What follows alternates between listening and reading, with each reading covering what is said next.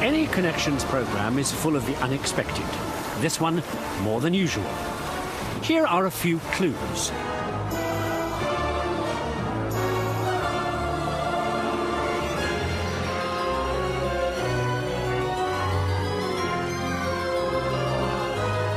Okay, here we go on a journey that will end with fire from the sky.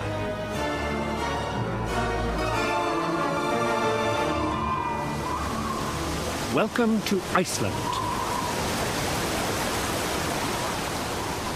Hey, this job isn't all tropical beaches, you know.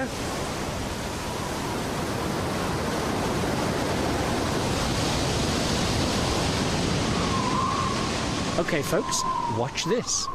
3, 2, 1.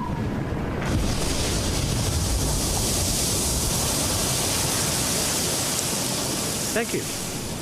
Know why that happens here in Iceland? Same reason New York used to be a part of Portugal. And this snail, well, a fossil ancestor of this snail, once walked from Brazil to Africa in a few seconds. Because... oh, hang on a minute.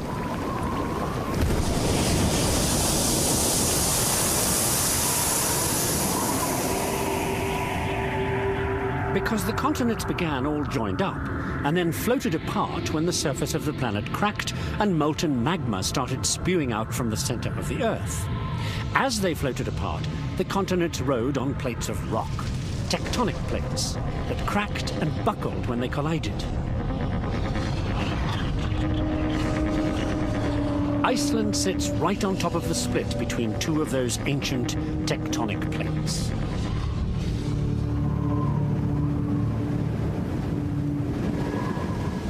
The tectonic plates are the reason Iceland has volcanoes and geysers, like this.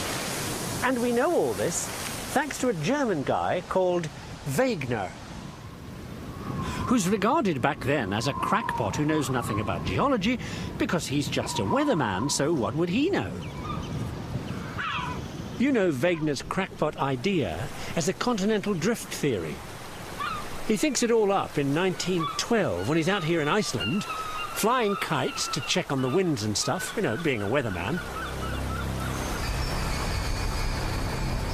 One day he watches an ice floe cracking apart and dreams up continental drift. Which explains those ancient snails crawling from Brazil to Africa. Back when the continents were joined together, it was easy.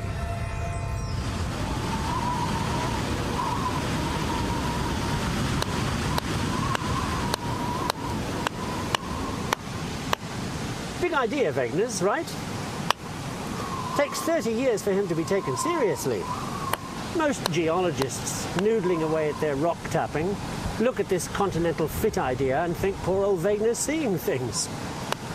Ironic that. The other thing Wegener's crazy about is mirages.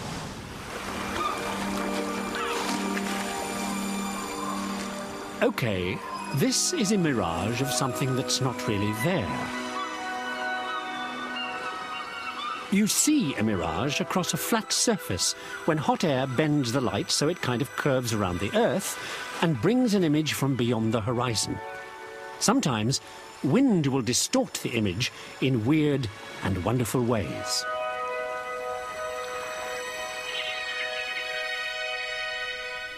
It was medieval scientists who gave this castles in the air mirage its name, Fata Morgana, a magic illusion by Morgan the Witch, the most powerful magician in medieval mythology. None other than the sister of the legendary ruler of ancient Britain, the sovereign of Camelot, the great King Arthur.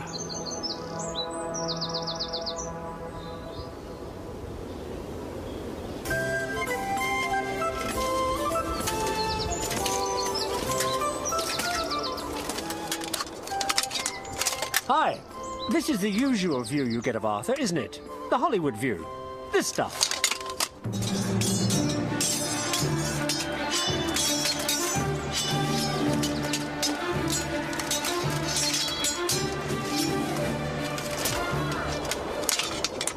garbage. I mean, if he ever existed, Arthur was probably some Romanized Celt trying to stop stuff going down the toilet when the Romans evacuated Britain and the barbarian Saxons turned up and started all that rape and pillage stuff. Oh, mind if I sit down? This outfit weighs a ton. Mind you, it's just as likely that the whole Arthur thing is some ancient Welsh myth about the calendar. Like Stonehenge here is a calendar. You know, on a certain day, the sun comes up right between two particular stones, and that's how they use this place to tell them the date back then. That's why some people think Arthur is really the Welsh sun god, and the 12 Knights of the Round Table, the 12 months of the year. And the whole thing's all about ancient fertility rites and all that good stuff. Well, be that as it may, the reason we all know about King Arthur, whoever and whatever he is because about 500 years after it all happens, or doesn't, some young French monk called Chrétien de Troyes comes over here on a trip to England, around 1170, hears all the local stories about Arthur and Camelot and Guinevere and all that, and decides to take the stories back to France, where they're bound to top the charts. Well, they do, once Chrétien turns them into love poems, and they're the basis for the Hollywood Arthur you get in the movies. Let me read you a bit of medieval soap opera. Whoever wishes to love must feel fear, but he must fear only the one he loves. What causes his wound to fester and pain him the more is that he dares not speak of his desire. Sounds like the guy needs a shrink, right? Wrong. This, in medieval terms, is a new kind of interpersonal relationship called courtly love. Funny business. Well, see for yourself.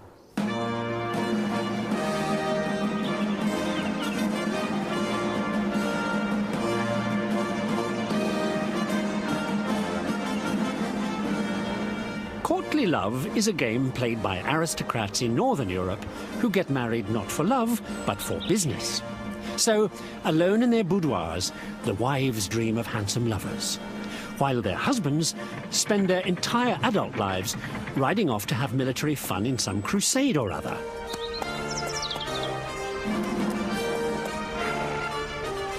Now, in the modern world, this would be a recipe for marital disaster, and not in the Middle Ages. Reason being, you commit adultery, they drown you. So you're kind of between a rock and a hard place. The only solution is courtly love.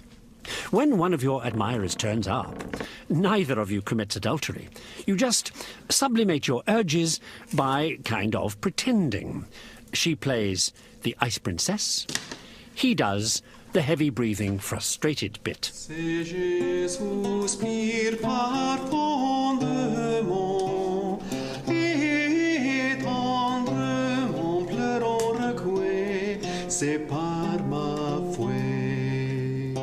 Now, they both know where it's not going to lead, like, are you kidding?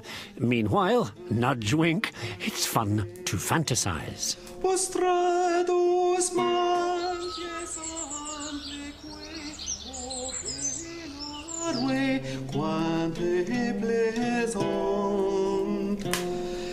Well, there's only so much pressure a gal can take. And some of the songs get really heavy. I mean, words like body get used. So for the sake of everybody's mental and physical health, there's only one way it ever ends. And that's courtly love. Now, all this looks more hot Latin lover than cool Northern Europe, right? Right. Because chances are, all this risque stuff really starts way down in the south of France, where a bunch of religious deviants are stirring things up. Those southern religious types may be the original inspiration for this romantic revolution in interpersonal relationships going on here up north. Except what's going on down south is a good bit more revolution than romantic.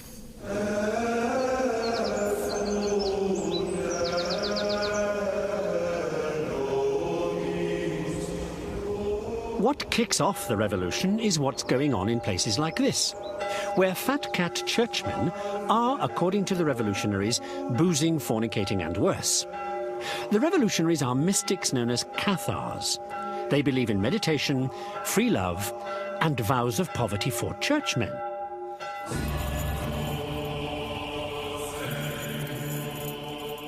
Well, guess how Rome reacts? The Pope declares an anti-Cathar crusade, and the usual fun and games then follow. Dozens of castles are destroyed, there's lots of fighting and killing and all that good stuff. Thousands of people are burnt without trial. And that's it for the mystical Cathars. So, where are we?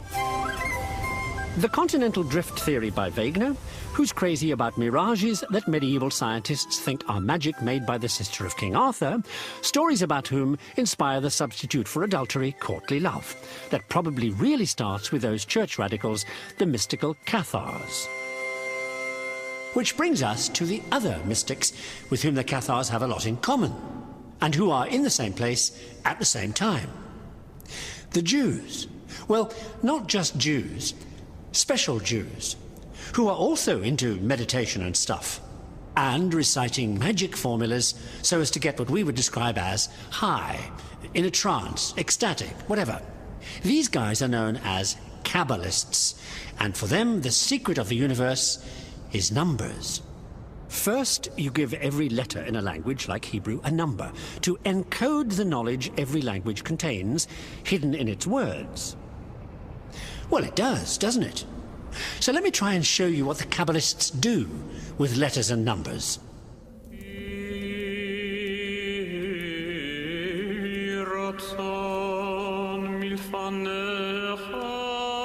Okay, it's 13th century Spain, and this is Kabbalist Abraham Abulafia, who writes a book on the strange truths words and numbers can reveal. But instead of Hebrew, let me try it with English. If you give the alphabet numbers from 1 to 26, the numbers for each letter of this phrase, God is, are these. And added up, they give you the same total as the numbers for this word. So the existence of God is the same as love. Here's another. The numbers for the word bad sky add up to the same as plague. And what about this next one? Holy Trinity adds up to 175, and so does Father, Son, and Ghost. For Kabbalists like Abulafia, the way of Kabbalah and meditating on the mystery of words and numbers brings endless peace. You see what I mean about revealing strange truths, eh? I'll just give you a moment to meditate on that.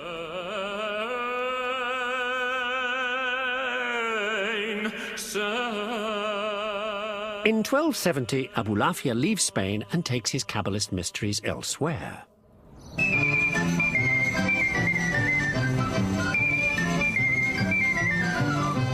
Abulafia's Kabbalism goes over very big in Mirandola, northern Italy. A little town about which little can be said. Kabbalism really turns on this guy, Pico, Count of Mirandola, in the 1480s. And this is Pico's castle. Well, what's left of it. Now, a condo and pizzeria, as you can see. Oh, and a hairdresser's. Still, nice enough place. The castle sits at one end of the main square, the place where locals meet and greet. At the other end of the square, Pico's family home, now the town hall.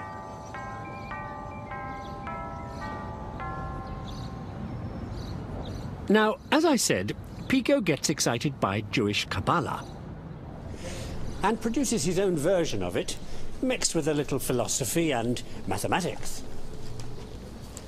You remember, numbers matter to Kabbalists. And what he comes up with may not seem much to you, but some people say it kicked off science in the modern world. Oh, that's the cathedral. See, what Pico della Mirandola tells everybody is that there has to be a way, with numbers, to understand how the mysterious forces of the sky affect life on Earth. You hear Kabbalism talking? A way that isn't mumbo-jumbo astrology.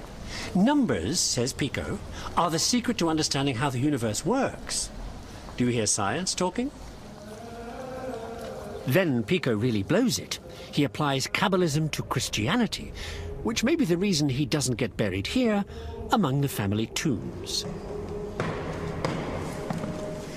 Hey, he's lucky he gets a Christian burial at all, because of this stuff. See, because of his interest in Kabbalism, he has a real love affair with Hebrew, the language he says you have to know if you want to understand the Bible. Okay, a little risky saying that back then, but Pico's near-fatal mistake with the Pope, who you will recall has power of thumbscrew, is to go one more step further and say that the mysteries of Kabbalism, wait for this, are the only way to understand the divinity of Christ.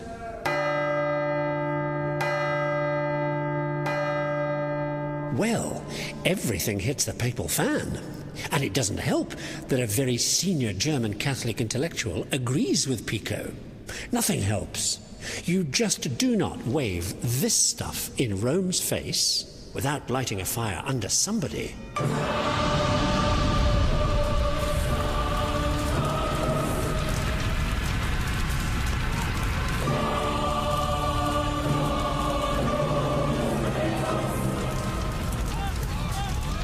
The senior German intellectual churchman that Pico turns on to Kabbalism and the Hebrew language is this guy, Johann Reuchlin, who is troubled by a really burning question. See, Reuchlin thinks anybody worth his salt ought to know Hebrew, so he writes the first Hebrew-Latin grammar. So eventually, the German church authorities ask him about which Hebrew books they should burn because they're anti-Christian, and Reuchlin says none and attacks the whole book-burning idea.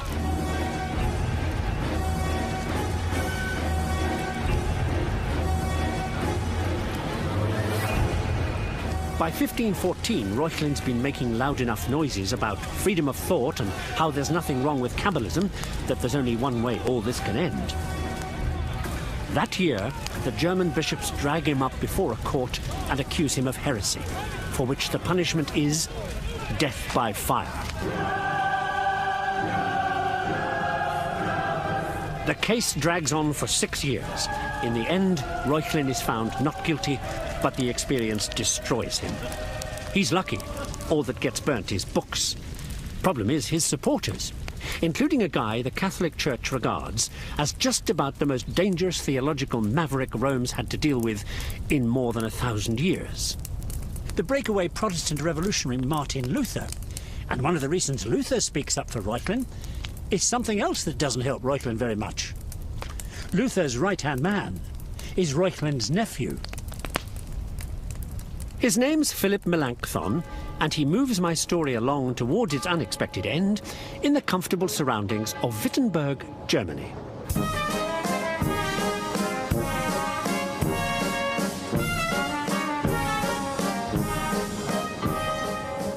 Wittenberg is the center of a new radical movement started by Martin Luther, who is excommunicated by the Pope and starts his own religion here.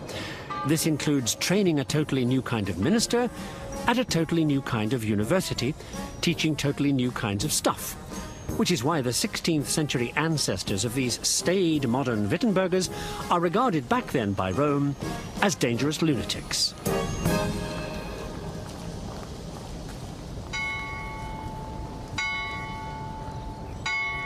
Here's why any pope might think that. It's on the door of the church where it happened, so you know it's important. These are the words that change the history of the Western world, and they're cast in bronze here to make sure you don't forget. They are a shocking attack on the Catholic Church by Martin Luther about everything that's wrong with the Church. In reaction to which remarks, Rome goes totally ape. Luther and his pals protest and become known as Protestants.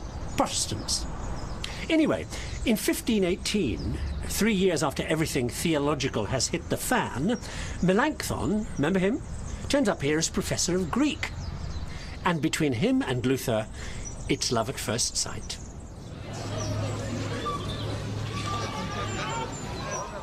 Melanchthon and Luther are the kind of guys kids love to hate because they believe kids need one thing above all else: regular classes. So the two men come up with the all-time biggest ideas for school reform. Educated kids, they say, make educated citizens. The Wittenberg Town Council loves the idea. By 1528, there are school inspectors, teachers on contract, a new junior, middle and upper school system, standardized textbooks, a curriculum, and Latin till it's coming out of your ears. Wir wollen den Ausspruch nun gemeinsam lesen. The reason for the Latin is the Protestant Bible's in Latin, and Melanchthon's view is bang that into their heads and you can't fail.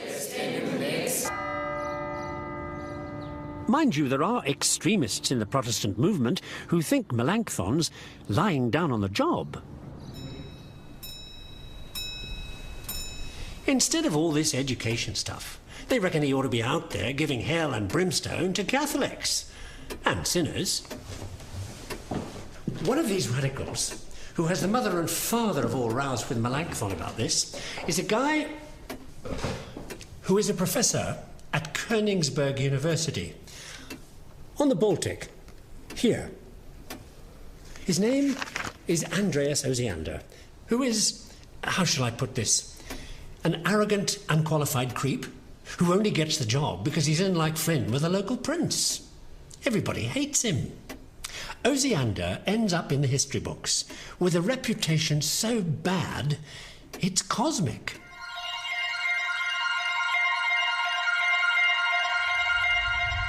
Here's the official view of the cosmos at the time, with the Earth, and of course humankind, at the centre of everything, circled by the sun and the moon and all the planets. This idea has been around for 2,000 years, ever since the ancient Greek philosopher Aristotle dreams up a universe made of giant, invisible, concentric spheres made of some magic material, each one of the spheres carrying each one of the heavenly bodies attached to it.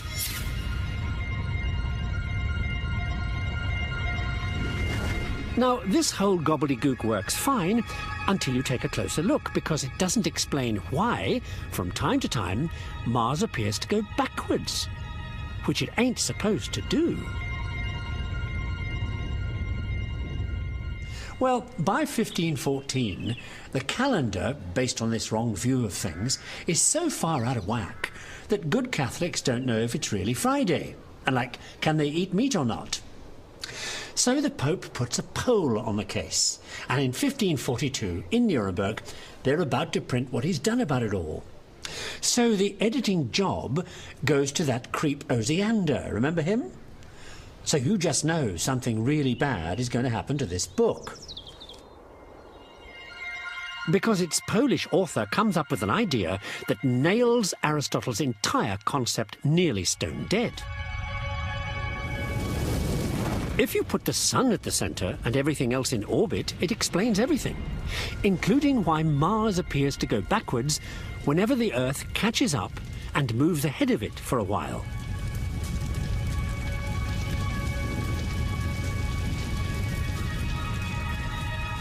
Take another look at Mars as if you were on the Earth, and you'll see it happening. There.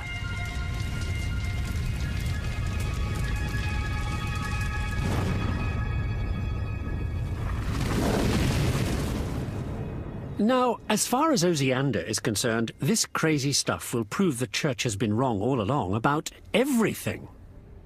So he writes to the author, Nicholas Copernicus, saying, hey, why don't you say you don't mean it? Say this is all theory, nothing to do with what's really happening up in the sky. Right, time for a pause and a catch-up. Abulafia's Kabbalist numbers get Pico of Mirandola into Hebrew studies, which get the Catholic Johann Reuchlin into book-burning trouble, not helped by support from his Protestant nephew Philip Melanchthon, who has a terrible row with the creep Osiander, who tries to persuade Polish author Nicholas Copernicus to say his new astronomy is just theory. Well, Copernicus flips him the bird. So Osiander promptly passes the manuscript to the printer and says, go for it, and they print. But what nobody knows until it's too late is that Osiander has ripped out Copernicus's preface and slipped in his own, where it says all that stuff about it not being real. Too late for Copernicus to do anything about it. He gets a copy on his deathbed and croaks. Well, wouldn't you? The printer back in Nuremberg says, look kosher to me. And all they know in Rome is, it's all just theory. So Osiander has pulled off the greatest con in history. So he gets back to his astrology and writing letters to an Italian pal.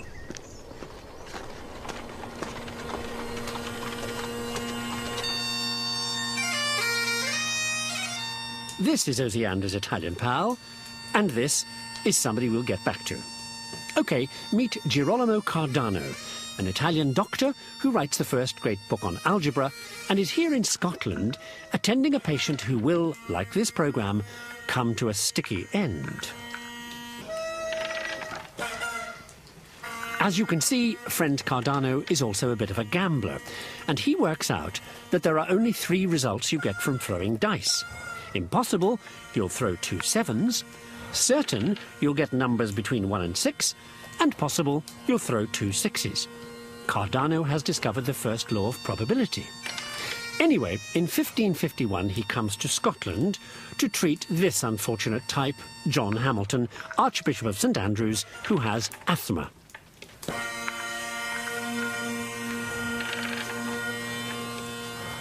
Now, Cardano's worked out a treatment for asthma involving some weird mixture of herbs and stuff. So he tries it on the Archbishop, and it works. So Cardano collects his fee and hightails it back to Italy.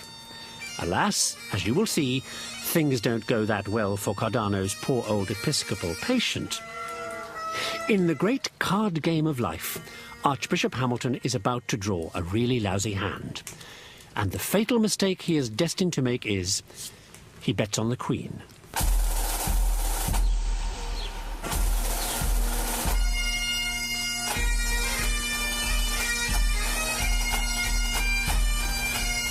Mary, the Queen in question, leads a life that's more like a whodunit, full of intrigue and betrayal and dead bodies. It's a miracle she makes it through the mayhem and skullduggery. Well, she doesn't. But anyway, here's why. English royal family, King Henry VIII, his daughter Elizabeth, his sister Margaret, her first husband James IV of Scotland, his son James V of Scotland, his daughter, the lady I'm talking about. As you can see, Mary has a claim to the Scottish throne, like this, and, where the whole mess begins, also to the English throne, like this. Which does not make Liz here, Queen of England at the time, her pal. OK, Mary marries a wimpy French royal. He snuffs it, she goes back to Scotland as Queen of the place, so now she's Mary Queen of Scots. And then she gets the hots for, and marries, a guy called Henry Darnley. OK, time for family trees again. Here's Henry Darnley. His father is the great-great-grandson of James II of Scotland. And his mother's father is the second husband of Margaret, you remember, the sister of Henry VIII of England. Get it? Henry Darnley has a claim to the English and Scottish thrones too. Trouble is, Darnley's a real lout who drinks and cheats on his wife and wants to be a real king and not just Mary's significant other. So his pals dream up a scam to discredit Mary by killing her executive assistant and claiming she was having an affair with the guy. Mary reacts by bringing in the Earl of Bothwell. Bothwell masterminds the Great Explosion. In 1564, he gets rid of the sleazeball Darnley by blowing up the house he's in at the time. Actually, Bothwell blows it in every sense. The cops find visible trails of gunpowder, the fuses are provided by soldiers who spill the beans, and Bothwell buys the candles at the shop down the street. What follows is total insanity. Bothwell gets his marriage annulled by Archbishop Hamilton, remember him, so he and Mary can then do something absolutely crazy. Become man and wife.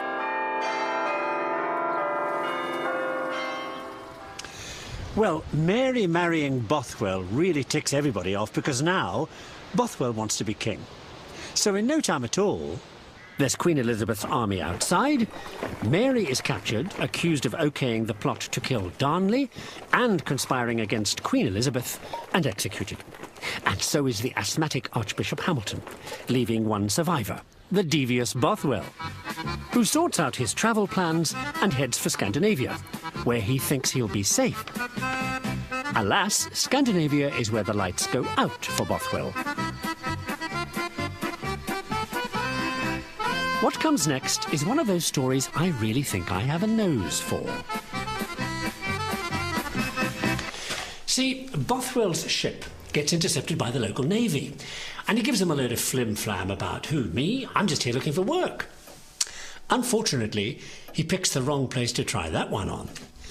Here's where he ends up. Scandinavia, Norway, Bergen, where the local duke has a cousin who is a gal who, years back, Bothwell, how shall I put this, done wrong. So she fingers him. So they stick him in jail down the road here and leave him to rot. In spite of a lot of shuttle diplomacy by the French ambassador, a fellow called Charles de Dancy, who acts like a go-between, trying to get Bothwell out of the pokey. Fails. Bothwell goes nuts and dies. Meanwhile, a Danish pal of Dancy's is about to do another one of those cosmically meaningful things here at his home, Knutstorp Castle, where he looks up one night and sees something impossible. Now, he's looking up because he's an astronomer, and what he sees is impossible because it's a new star. You remember I said Copernicus stuck one nail in Aristotle's coffin? Well, this is going to be nail number 2. Banged in by our astronomer friend, Tycho Brahe. Because another thing Aristotle and the Church say is that the heavens never change. So what's this new star thing? Let me show you how Brahe blows everybody away with the news. This is a cross staff for measuring stars back then. Here are the degrees marked on it. This is a movable crossbar with sights, one at each end, and here's the sighting ring. Right, say here's the new star, and the nearest constellation to it, Cassiopeia. OK, watch this. You move the crossbar up and down so as to line up the sights at each end of the bar, one with a star and the other with a constellation. And then you can read how many degrees apart they are. See? Every night for months, Brahe gets the same readings, so nothing up there is changing. So all this is real. And wherever you look from, that separation angle is the same. So both heavenly bodies are out there in space. In 1573, Brahe goes into print about this stuff, becomes so famous, he ends up as imperial astronomer. In spite of this, which I thought I'd try to see what it felt like. All his life, he keeps quiet about it. And the only reason we know he loses his nose in a duel and wears a metal replacement and carries glue everywhere with him in case it falls off is because the story gets blown by one of his assistants, a loudmouth Dutchman named Willem Blaeu. Now, the talkative Blaeu leaves Tycho for a job that gives him a particular problem. When he produces what he produces, it's already out of date. You know what I mean? In Blau's case, what's out of date every time a ship comes back from somewhere is this stuff. Maps.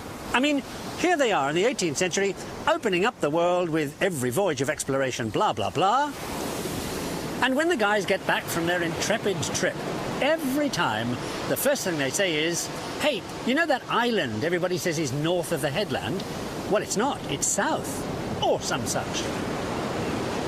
So Blaeu is a very busy guy. See, after he quits Tycho and astronomy, he sets up in Amsterdam as a map maker. Astronomy and map making go together because sailors use the stars to navigate by, don't they? So by 1602, he's got one of the biggest print shops around, churning out updated versions of anything you might want to know about tides, winds, coastlines, star positions, you name it. Anything, in fact, you might want to know in order to get yourself from A for Amsterdam to B for anywhere else. Which is why he gets the plum job of mapmaker to the Dutch East India Company, whose main aim in life is, in fact, to get from that A, Amsterdam, to this B, the beautiful island of Sri Lanka. Why? Money, of course. Well, let me explain that cutting remark. Here we are in one of the profit-making places found by those 17th century Dutch explorers. What you're looking at is the botanical equivalent of a license to print money, a load of money, because this is no ordinary load. It's something you've probably eaten, maybe without even knowing you did. And it's why those Dutch guys risk life, limb and shipwreck to get here.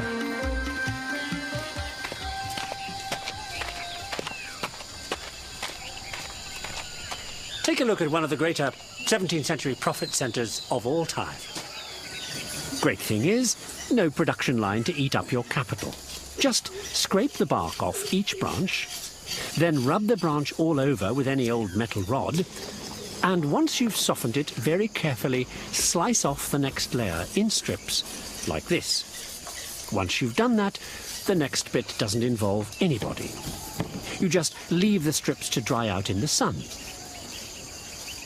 Then you roll the strips into each other so they form a kind of stick, and then package the sticks in big bundles like this, and then take the whole lot back to Holland and make at least 600% profit on the deal.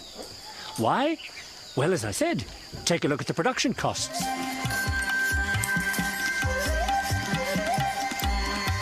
And the mysterious plant that's worth all this effort? Cinnamon. And Sri Lanka has the best around. Which is why getting here is so important.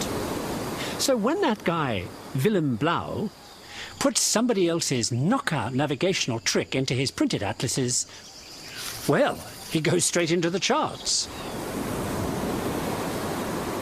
Here's the previous problem. As a navigator going from A to B, you want to go straight there, right? But because the Earth's a globe, your angle back to the North Star keeps changing. Screws up your calculations. Till a fellow named Mercator solves the problem by flattening the Earth on a chart like this. So now, when you head off on your straight line from A to B, this time, your angle's the same all the way. See? The fact that the new system distorts the real size of countries doesn't seem to matter much. Anyway, all this navigational stuff's put together in a giant atlas by a guy working in Italy for the Duke of Tuscany, an Englishman named of Dudley, who also provides the Duke with a new seaport he badly needs. Then Dudley brings in English shipbuilders to give the Duke the navy he wants.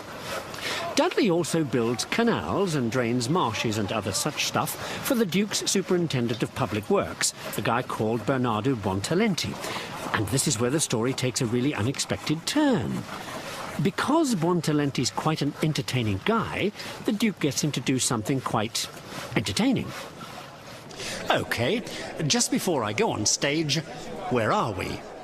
You recall Dr. Cardano and his sick patient Archbishop John Hamilton, who gets executed for helping Mary, Queen of Scots, whose lover Bothwell ends up in a Scandinavian jail near the home of astronomer Tycho Brahe, whose assistant Blaeu makes maps incorporating Mercator's new system that features in the atlas Dudley creates before building canals for that public works superintendent Bernardo Buontalenti.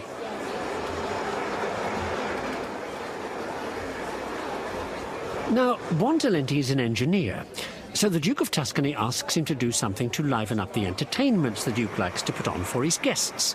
And Buontalenti goes right over the top, with movable scenery and people all dressed up in costumes, and a plot that involves a real storyline and all the stuff you associate with going out to the theatre today, with gods and goddesses and fake sea monsters and all kinds of gizmos you will now see in one of the world's first operas, which must have gone a bit like this.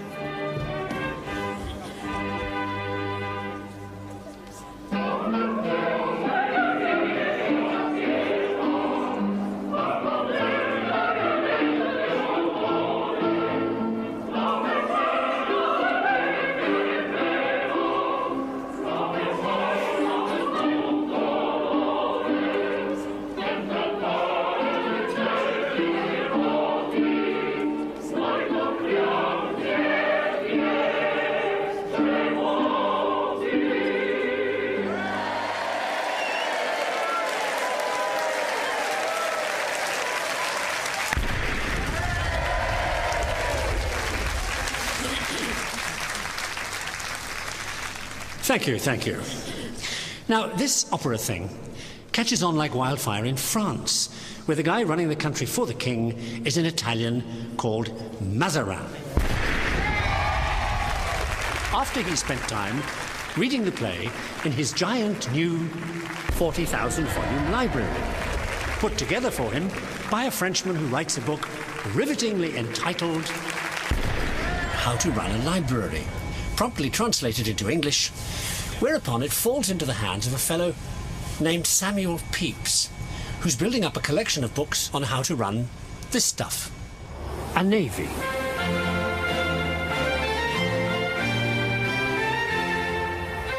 When Pepys takes over as secretary to the English Navy in 1665, it's a mess. There are hardly any ships. Admirals get their jobs from pals in the government. Captains don't know how to sail. Pepys takes the Navy apart and puts it together again. This time, it works.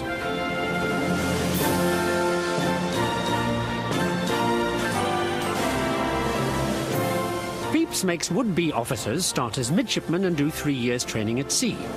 They have to be able to navigate. Is the boat ready to go? Captains have to be certified. The size of the ship dictates how big the crew is. And they all get standardized pay scales, medical treatment, pensions, and discipline. Guns are standardized, and so is the kind of ammunition they fire. Pepys organizes the supply of everything a navy needs to stay afloat and ready to fight. Best of all, he manages to persuade the English Parliament that the one thing the country needs is a fleet big enough, well, to control the sea. They OK 30 new ships, and Pepys' dream looks like coming true. Britannia really is going to rule the waves.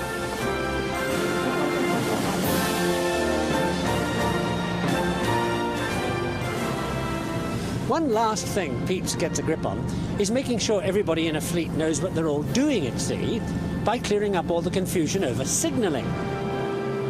Which back then wasn't too sophisticated. I mean, if you needed a supply of wood, you hung up an axe. Hanging up a tablecloth meant, come to dinner. Well, things move ahead, and by 1817 you've got a system that will let you send up to 11,000 signals. Great, except for one minor inconvenience. In a flat calm, your flags won't flutter.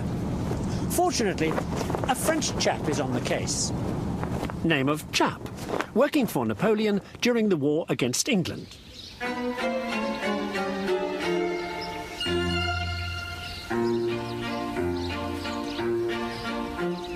This is Chap's signalling gizmo called a semaphore, shown here during a field trial by a guy named Gamble for the British Navy after Chap's blueprints have been found during the war. Story is that Gamble's working in prisoner-of-war camps and he's going through the pockets of some French officer and finds Chap's drawings. So he dashes home and builds a version for the Navy.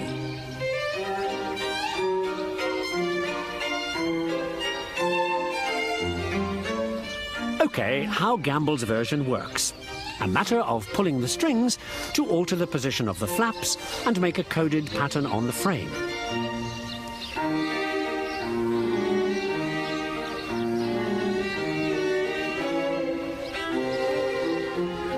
Now, each pattern stands for a letter, so all you have to do is decode the patterns, and you know what the message is.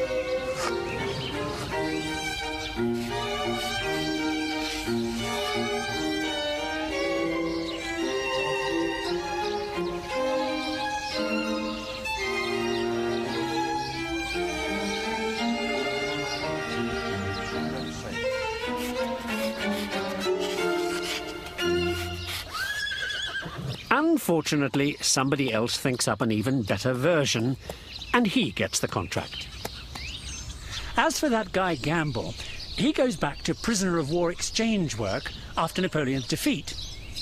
And during this work, he comes across some French guy selling a patent for preserving food in bottles.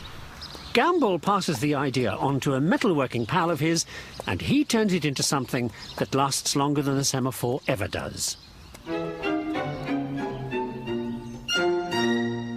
Canned food. Just what intrepid explorers need in 1831 heading for the frozen north.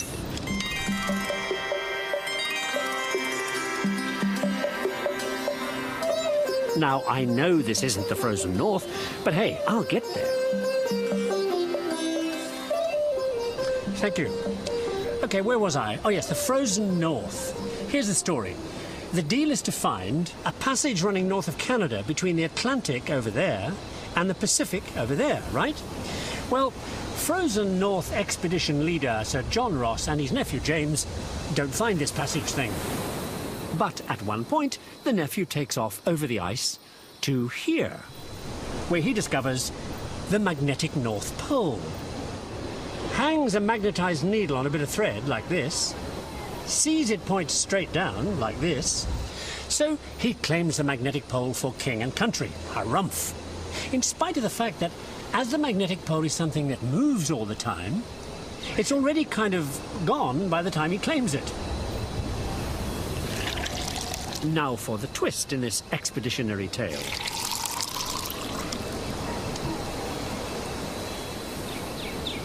Ah, this is the reason they all get there in the first place.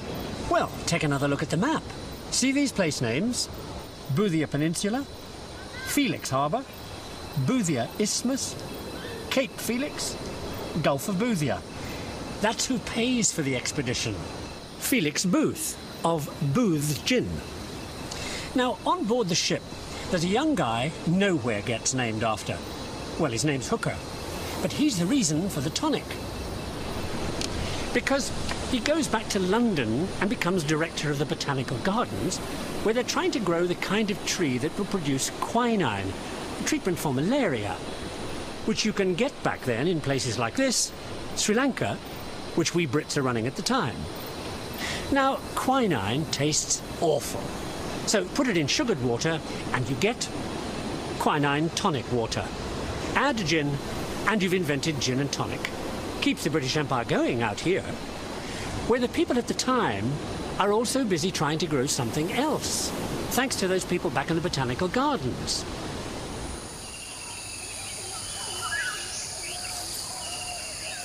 This is one of those moments when you realize how often in history people can't see the forest for the trees. Back in 1888, all those botanical types know is, hooray, they've succeeded in transplanting rubber trees from South America to Sri Lanka here. So now good things like raincoats can be invented. And one day, tyres for automobiles, and surgical rubber gloves, and a million other wonderful examples of the progress of science. How could any of them have foreseen, back when this stuff happened for the first time and rubber tapping kicked off one of the greatest industries of the 19th century, where it would end? All they could have predicted, maybe, was that as the latex flowed from these trees, the profits would protect British industry against some future economic rainy day. Well, rubber was good news for raincoat makers. And really bad news for people living in Hamburg, Germany in 1943. Because at one point during World War II, the Japanese invade most of the places out east growing rubber, like Malaysia, and here in Sri Lanka is about all the rubber the Allies have left for the war effort. One of those efforts is a really nifty idea. Well, it's a nifty idea if you're having a war, and that is to mix rubber with gasoline, which makes the gasoline burn slower and stick to anything while it does that. So, thanks to continental drift and Wegener's passion for mirages, magic images from the sister of King Arthur, whose chivalry supposedly triggers the medieval courtly love answer to adultery, inspired by the free love ideas of the mystical Cathars, who live next to the mystical Kabbalists with their thing about mystic numbers, that turn Pico of Mirandola onto Hebrew, which then brings trouble for Johann Reuchlin, not helped by his nephew, the Protestant Melanchthon, who has a row with the creep Osiander, who pulls that famous con when he rewrites the work of Copernicus. Osiander's Italian pal, Dr. Cardano, who cures the asthmatic Archbishop Hamilton, executed for helping Mary Queen of Scots, whose lover, the explosive Bothwell, ends up in Scandinavia with a pal of astronomer Tycho Brahe, whose assistant Willem Blaeu makes maps, updated in the first proper atlas by the Englishman Dudley, working in Italy for Buontalenti, who kind of kicks off opera. A rave success, especially with the French big cheese Cardinal Mazarin, whose library inspires the secretary to the English Navy, which eventually buys that French semaphore, after which Gamble gets the patent for food in cans that feeds explorers like Hooker, who transplants rubber trees to Sri Lanka. As a result of all that, we have rubber to mix with gasoline to make it burn slower. A very effective idea if what you have in mind is what they had in mind on the night of July 24, 1943. This, the World War II firebombing of Hamburg.